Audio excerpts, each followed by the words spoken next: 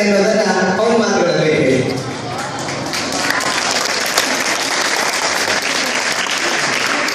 ಅಲ್ಲ ಎತ್ಕೊಂಡು ನಿಂತ್ಕೊಂಬಿಡು, ನೀನು ಅಲ್ಲಿ ಹೋಗೋ, ಮೇಲೋಗೋ.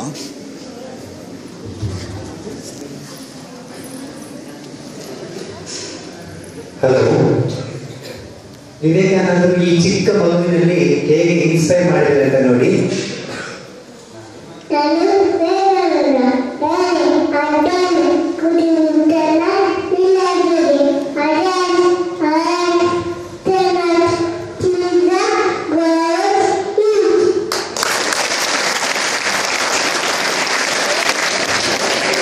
ವಿವೇಕಾನಂದರ ಇನ್ನೊಂದು ನುಡಿ ಈ ಮಗುವನ್ನ ಕೇಳಿ. Strength is life, weakness is death. ಅವನು ಹೇಳಿದ್ರು ಅದನ್ನ ಕನ್ನಡದಲ್ಲಿ ಹೇಳ್ತಾನೆ.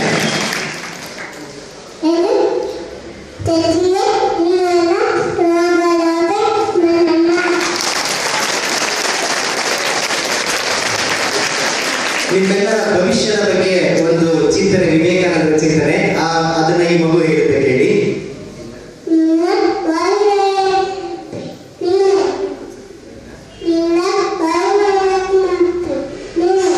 ನಿನ್ನ ಭವಿಷ್ಯದ ಶಿಲ್ಪಿ ಯಾರು ಅಂತ ವಿವೇಕಾನಂದ ಹೇಳಿದ್ದಾರೆ. ನಿನ್ನ ಭವಿಷ್ಯದ ಶಿಲ್ಪಿ ನೀನೇ ಅಂತ. ಅದನ್ನ ಈಗ ಸ್ವಾಮಿ ವಿವೇಕಾನಂದರ ಕುರಿತಾಗಿ ಒಂದು ಸಣ್ಣ ಹಾಡು ಹೇಳುತ್ತೆ. ಅದು ಆಕ್ಚುಲಿ ದೊಡ್ಡ ಹಾಡೆ. ಆ ಹಾಡು ಈ ಮಗು ಹೇಳುತ್ತೆ ಕೇಳಿ.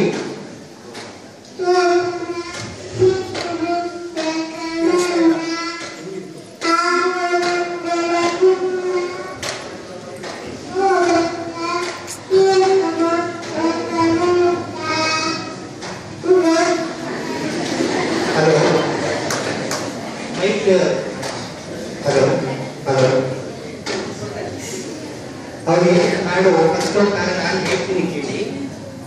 ಹಲೋ, ಅವ್ರು ಹೇಳ್ತೀರ ಹಾಡು ಫಸ್ಟ್ ನಾನು ಹೇಳ್ತೀನಿ ಅಂತ ಕೇಳಿ.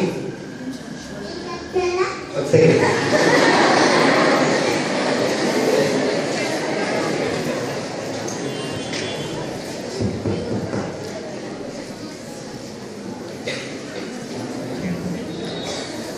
ಆ ಹಾಡು ಈ ತರ ಇದೆ.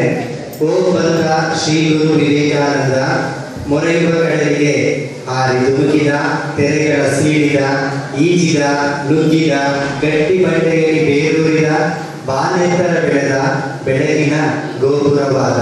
ಇದು ಮೊದಲನೇ ಪ್ಯಾರ. ಈ ತರ 3 ಪ್ಯಾರ ಇದೆ. 3 ಪ್ಯಾರನ್ನು ಅವನ ತೊದಲುಡಿಯಲ್ಲೇ ಕೇಳಿ.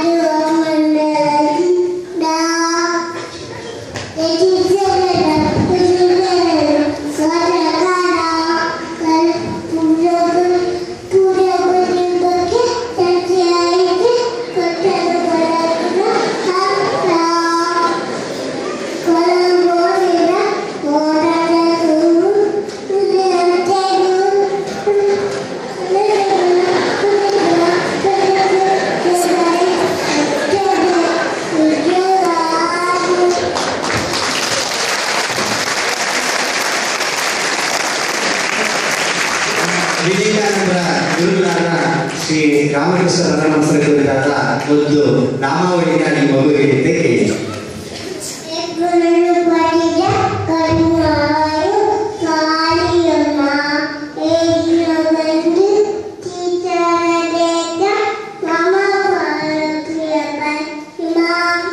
ಅವ್ರು ಹೇಳಿದ್ದೇನೆಂದ್ರೆ, ಹೇ ಪ್ರೇಮರೂಪ ಶ್ರೀ ಕೃಷ್ಣ ಕರುಣಾಮಯ ಪಾಲಯಮ, ಹೇ ದೀನಬಂಧು ಶ್ರೀ ಶಾರದೇಶ ಮಮ ಪ್ರಾಣ.